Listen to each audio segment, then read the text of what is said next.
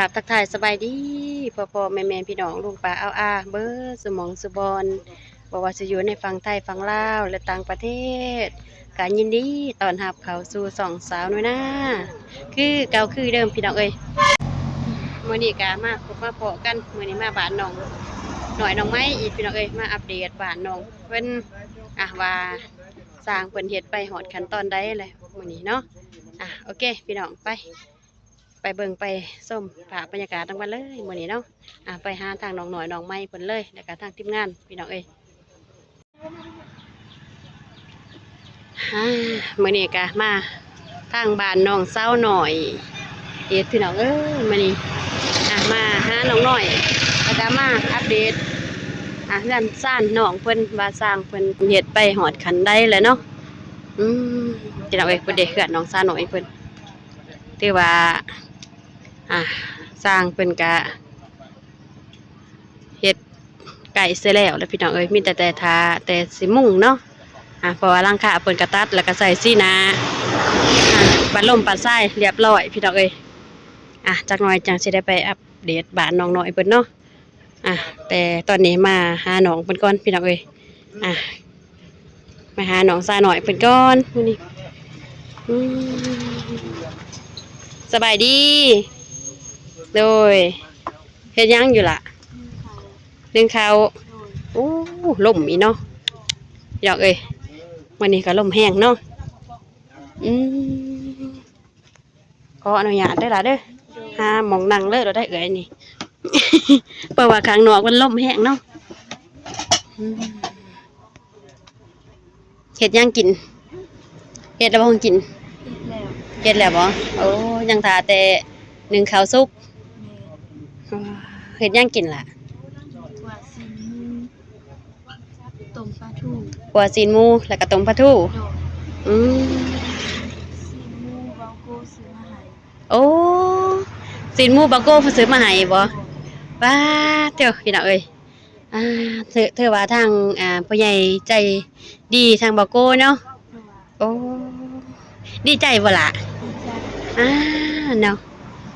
ถือว่าผู้ใหญ่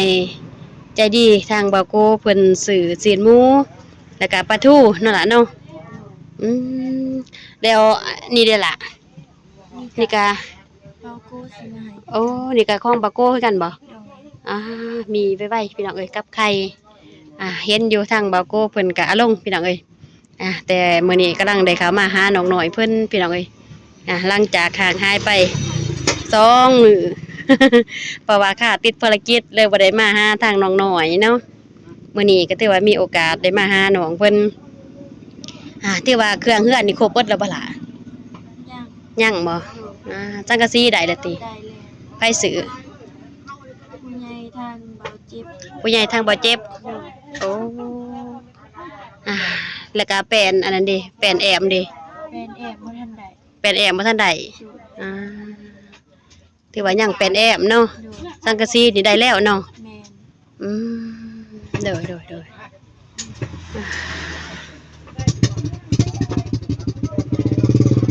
คือเห็นหลายคนแน่เนาะทางนั้นโอ้บ่เจ็บเพิ่นสิกลับแหละ เลยบ่ได้ไปเนาะ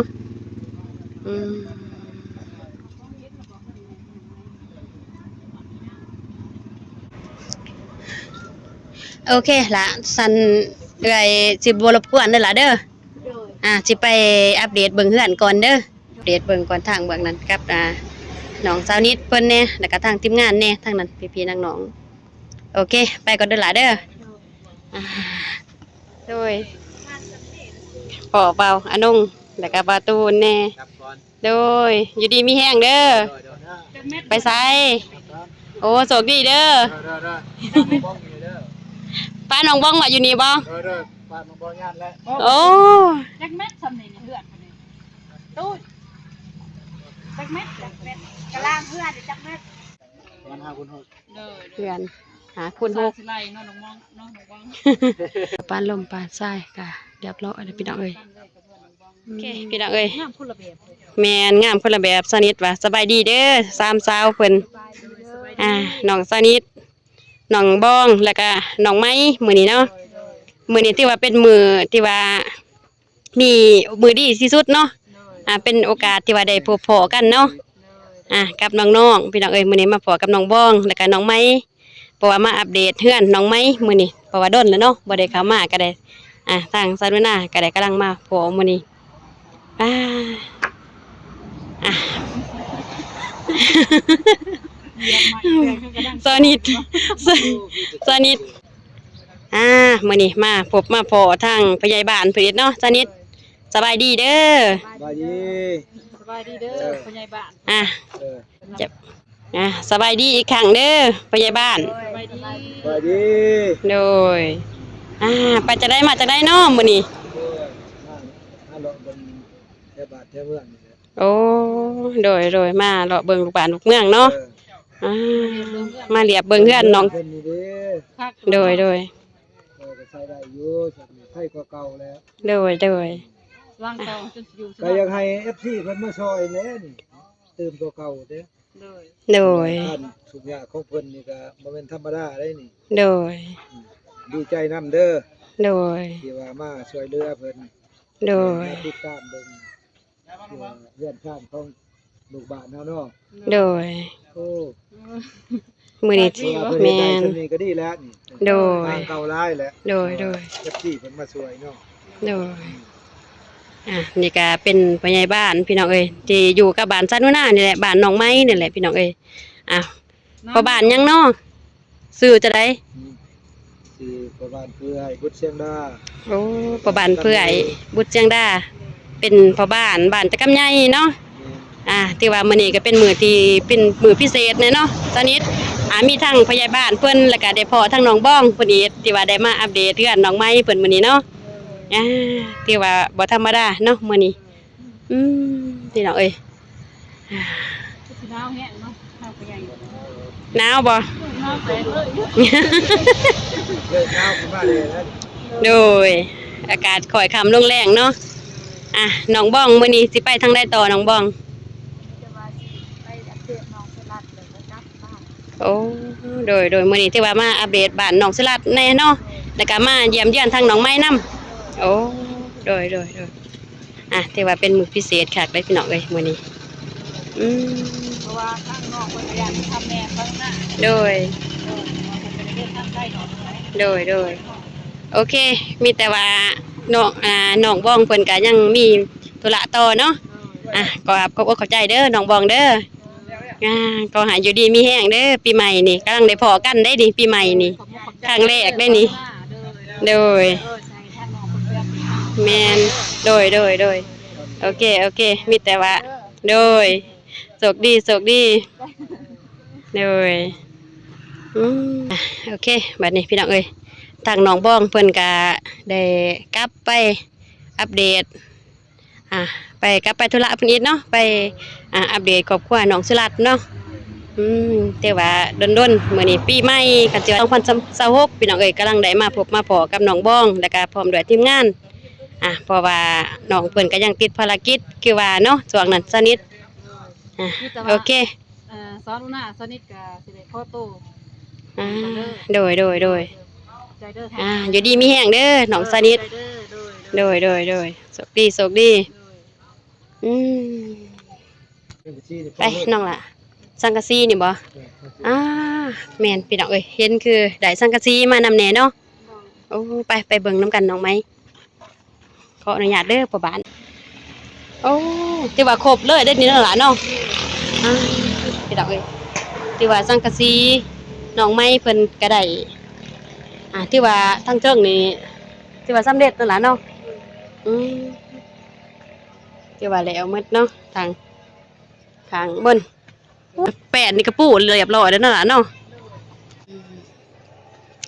ดินบอกกะกำลังซื้อมาบ่ล่ะโดยสังกะสีนี่ขึ้นจากไผโอ้ขึ้นจากผู้ใหญ่เบาเจ็บเพิ่นซื้อมามื้อนี้บ่โอ้กำลังซื้อมาพี่น้องเอ้ยมื้อนี้ที่ว่ามื้ออื่นนี่แม่นเริ่มต้นมุ่งเลยเนาะที่ว่าไว้เติบเนาะดีใจบ่ล่ะ ดีใจ ที่ว่ามี ผู้ใหญ่ใจบุญเพิ่นมาซอยเรือครอบครัวของน้องเนาะ เลย อ่า ฟังเลยที่มีแบบนั้น บ่อ่าถือว่าเป็นความโชคดีเนาะ เลย อืมถือว่าเป็นความโชคดีของน้องเพิ่นพุ่นว่าพี่น้องเอ้ยที่ว่าได้มีผู้ใหญ่เพิ่นมาอุปถัมภ์ค้ำสู้ถ้าสิให้เปรียบใส่แต่ข้างก่อนเนาะหลานเนาะอืมที่ว่าครอบครัวน้องเพิ่นก็ทุกข์แฮงพี่น้องเอ้ยคือว่าแหละคือพี่ๆน้องๆเคยเห็นแหละพี่น้องเอ้ยเฮือนสิอยู่ข้าวสิกินก็ยังยากเนาะแต่ละมื้อต้องได้ดิ้นรนซอกหาพี่น้องเอ้ย แต่ละมื้อแต่ละเว้นน้องๆเพิ่นก็จนว่าบ่ได้ไปหำไปเรียนนี่แหละพี่น้องเอ้ยย้อนว่าบ่มีทุนในการศึกษาก็เลยว่าพากันออกมารับจ้างรับบายก็จนว่ามาฮอดมื้อนี้เนาะล่ะเนาะ เลย อืมแต่ว่าน้องเพิ่นก็มีความรู้สึกภาคภูมิใจแฮงพี่น้องเอ้ยที่ว่ามีผู้ใหญ่ทางบ่าวเจ็บแน่เนาะแล้วก็ทางไผแน่ทางบ่าวโกนำแน่บ่ทางบ่าวโกนี่สิเป็นทางด้านอาหารบ่หรือว่าเครื่องเฮือนก็มีบ่ ร้านอาหารน้ำแน่บ่อืมที่ว่าเครื่องเฮือนก็มีคือกันเนาะที่ว่าทั้งสองเพิ่นเนาะเคียงบ่าเคียงไหล่กันอืมจังเอ้ยมีแต่ว่าทางเอื้อยนี่แหละบ่ทันได้มีแต่ส่งแรงใจให้น้องเด้อสู้ๆ โดยอืมเนาะตินคันได้บ่ล่ะก่อทางเบิ่งน่ะฮะ เลย โอ้ไปเบิ่งทางเบื้องนั้นพี่น้องเอ้ยถือว่าเรือนซ่านบ้านจองน้องเพิ่นกะอ่าก็ตีนคันได้เบื้องนี้เนาะล่ะเนาะอืมจักสัตว์นี่1 2 3 4เอา4สัน4ขันพี่น้องเอ้ยโอเคเบิ่งหาหมองยืนก่อน เถอะสูงผู้ดีเนาะล่ะเนาะมักแห้งบ่ล่ะแบบนี้เอาน้องเพิ่นว่ามักแห้งพี่น้องเอ้ย แต่ว่าเอาตีนก็ได้ลงทางเบื้องนี้นั่นล่ะเนาะโอ้ลงมาใส่นี้แล้วก็ดีมาทางนี้อีกเนาะอืมเป็นหมุกจังสีเนาะเพื่อนน้องเพิ่นก็แต่ว่างามนั่นล่ะเนาะหมุกเพื่อนน้องนี่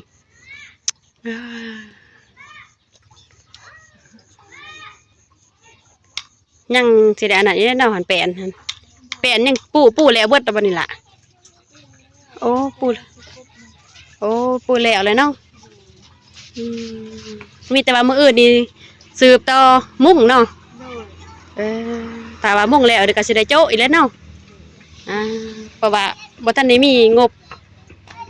เฮ็ดแหวนแอมเนาะอ่าโดย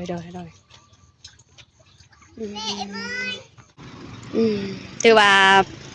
แหวนแอมนี่ยังทางงบก่อนเท่าไหร่เนาะยังหาเงินเนาะถ้างบมีตอนใดจังจะได้สืบต่อเนาะ ถือว่าแล้วข้างบนแล้วก็แล้วแป้นปูก็ถือว่าสิได้โจ๊ะถ้างบมีซำใดจังสิได้คอยเฮ็ดต่อนั่นล่ะเนาะอืมเฮ็ดหยังแล้วนี่ล่ะนึ่งแล้วบ่เขาหั่นโอ้แม่นแล้วน้องซะหน่อยเพิ่นท่าอยู่เทิงเฮือนพี่น้องเอ้ยซะหน้าก็ลงหน้าลงหลังเนาะโฮดแล้วบ่ล่ะนานโฮดแล้วเจอมื้อนี้น้องเพิ่นบ่ได้ไปเวียกบ่ล่ะมื้อนี้ไปหากะมาโอ้ไปตอนเช้าบ่อ๋อโดยอืมน้องเพิ่นก็มื้อนี้มาไว้เนาะแต่ว่ามีงานบ่บ่ได้เปลี่ยนกันบ่เออโดยเฮ็ดแล้วบ่ล่ะของกินเฮ็ดให้สร้างกินบ่อืมเนาะถือว่าน้องเพิ่นก็ยังเฮ็ดของกินให้สร้างเพิ่นว่าคันใดนี่เฮ็ดเลยบ่มื้ออื่นนี่ได้เฮ็ดบ่คันใดนี่ยังบ่ให้มันแห้งก่อนเนาะเลยว่ากำลังอันนี้ใหม่พี่น้องเอ้ยอู้บ่ทันได้แห้งซ้ำพี่น้องเอ้ยยังเห็นลายเลยอยู่นี่สัตว์อิหยังเขามาเหยียบแท่นี่ก็แม่นเรียบร้อยเลยพี่น้องเอ้ยเพราะว่ามันบ่ทันแห้งนั่นล่ะเนาะ เทื่อใหม่ตอนนั้นเพิ่นกบไว้แล้วเนาะเพิ่นกบไว้แล้วสิเฮ็ดหยังต่อกบแล้วตอนนั้น เพิ่นสิหาแอมแถวอันนี้ก่อนบ่หรือว่าจังไดอืมเพราะว่าจานุนามากับคำเนี่ยมื้อนี้พี่น้องเอ้ยก็เลยว่าบ่พอสร้างเพิ่นที่ว่าถือว่าตอนที่ว่าสร้างเพิ่นเลิกเวียกเนาะ โดย ไปโอเคน้องไปอยู่ทั้งเพื่อนทั้งชาติก็ได้เพราะว่ายืนอยู่นี่ร่นกะมัดให้ได้เนาะ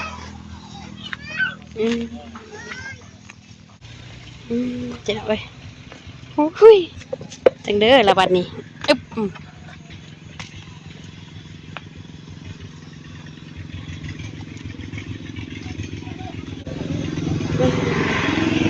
เก็บหอมจีนมาล่ะโอ้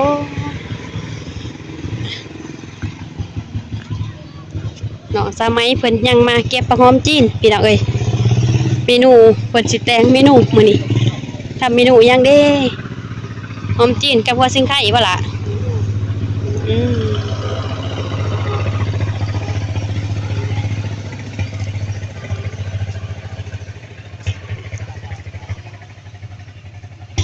ถ้าเฮาอยากเด็ดแบบว่าเด็ดหัวซิงไข่มื้อหน้าเด้อล่ะเด้อเอ้ยสิบอกวิธีเด้ออย่าให้มันแตกลูกออกดิหั่นถ้าเอามีดมาปาดแล้วมันแตกออกเลยยังคักโอ้พักนี่บ้องใหม่บ่นี่ โดย ได้เบียร์จะใส่เบียร์อยู่หันบ่โอ้ปิดออกเว้ยพักเต็มมานั่นอ่า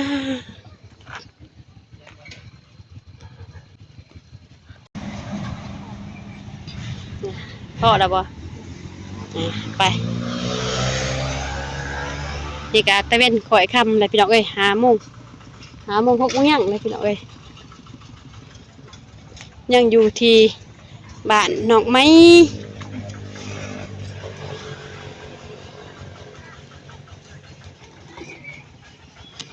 โอ้ใจระบบหยอดเอาเนาะน้ำประปามาอยู่บ่ล่ะมันมาอยู่บ่โอ้เราคิดว่ามันบ่มาเนาะ เห็นมันบ่วนออกเป็นจังสันก็คิดว่าเพิ่นบ่มาเนาะ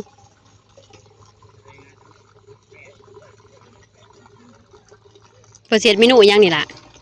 บ่ทันหมุนน้ำหนอง โอ้ซะหน่อยเพิ่นบ่เฮ็ดของกินอยู่เทางเฮือน ๆโดย อืมเด้อๆที่ว่าแต่งให้น้องไม้มาเอาผักหอมเนาะเอาผักหอมเก็บผักหอม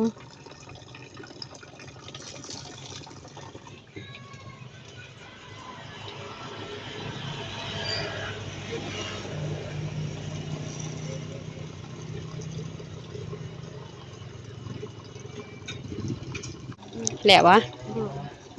ไป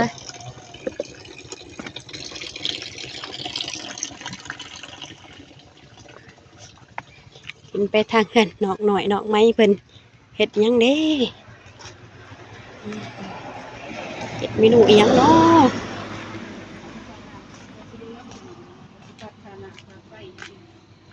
ผู้นี่สิแม่นน้องเอ้ยเนาะสาวน้อยสมัยเนาะสบายดีล่ะไปไสเอ้ามื้อนี้กำลังมาพอน้องเพิ่นเนาะหายับมาใกล้ๆนี่ก่อนละเอ้ยถามแหน่อืไปโรงเรียนบ่มื้อนี้ โดย เซ็งแล้วบ่ล่ะ เพลง เซ็งบ่มื้อนี้ โดย โอ้เรียนห้องใดล่ะ มหนึ่ง ม.1โอ้แต่ว่ามาแต่ละเทื่อบ่พอดอกเพิ่นพี่น้องเอ้ยน้องเพิ่นไปโรงเรียนมามื้อนี้ก็เลยว่ามาพอน้องเพิ่นพี่น้องเอ้ยเป็นคนขี้อายแน่เนาะหลานเนาะ สิกล้าว่าเซ็งใดบ่มื้อนี้วิชาหยังคะเซ็งมื้อนี้ พระดาวันนาที ภาษาลาววรรณคดีโอ้มื้ออื่นก็ยังเซ็งบ่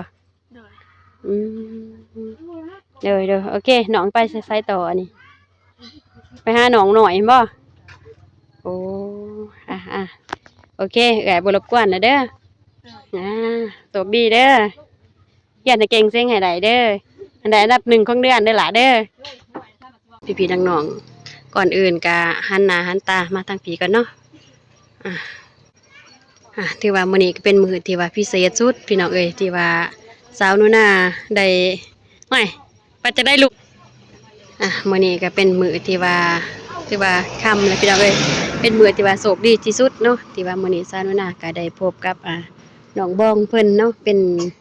ครั้งแรกของปีนี่พี่น้องเอ้ยที่ว่าได้มาเพาะน้องบองอยู่ที่เฮือนน้องสามัยพี่น้องเอ้ยเพราะว่าน้องบองเพิ่นก็ลงมาภารกิจเพิ่นพี่น้องเอ้ยมาอัปเดตน้องสุรัตน์แน่มื้อนี้ก็เลยว่าเป็นมื้อที่ว่าโชคดีพี่น้องเอ้ยอ่าโอเคพี่น้องเอ้ยก่อนอื่นก็สิมีซ้ำนี้พี่ๆน้องๆเอ้ยสำหรับคลิปนี้เนาะโอเคพี่น้องเอ้ยโอเคพี่น้องก่อนอื่นสาวนุนากะขอบใจเด้อพ่อแม่และFC เบิร์ดสมองสุบอลที่เข้ามารับเบิ่งรับส้มคลิปสาวนุนาแต่ต้นจนจบเนาะสาวนุนากะบ่มีหยังพี่น้องเอ้ยนอกจากคำอวยพรอวยใส่ให้พรให้พี่ๆน้องๆเนาะที่เข้ามารับเบิ่งรับส้มคลิปสาวนุนาแต่ต้นจนจบจงมีสุขภาพเข้มแข็งแรงเนาะรับได้เงินหมื่นตื่นไว้เงินหลานเด้อ